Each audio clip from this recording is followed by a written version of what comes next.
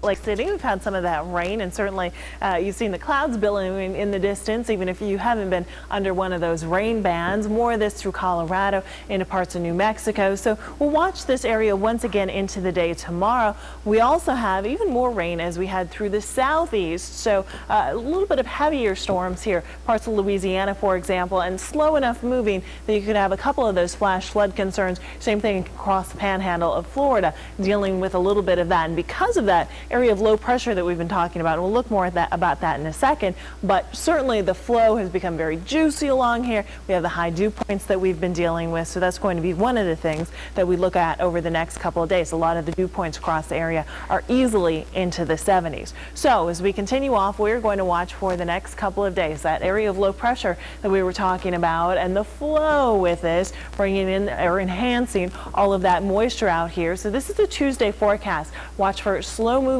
storms. That means that if you're under one of the areas that gets the rain, you really could get doused on as it moves through, and that's why we have some of those flood concerns out there. And over the next couple of days then, this starts to shift its way more northward, and then we also have an area that will come in from the Canadian region, and that's going to push its way up the coast. So that's when we start to see places like New York City. We're going to watch some of those temperatures go down over the next couple of days, and that means once this area comes in, we'll probably see more of the 60s out here. In the meantime, where we've had the area of low pressure, those temperatures have already been running easily 5-10 degrees below average, and that's why we have that little bit of a flip-flop that we were talking about, where some parts of the south have been cooler than what we've been looking at across the northern tier of the country. So rainy forecast through the south. Well, what a difference a week makes. After a summer of record-breaking heat and extreme drought, the story has finally turned around for Texas. The rain totals are racking up. We'll have those details next. On a coastline,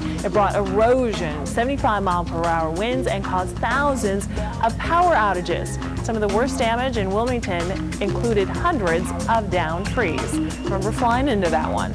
And 65 years ago, the Great Atlantic Hurricane passed near Cape Hatteras with wind gusts of 150 miles per hour. Of course, that was before we gave names to the storms. It then raced into New England a day later. And the Category 5 storms slowed to a Category 2 status before coming ashore, but nonetheless, unfortunately, 46 people were killed on land and over 300 were lost at sea.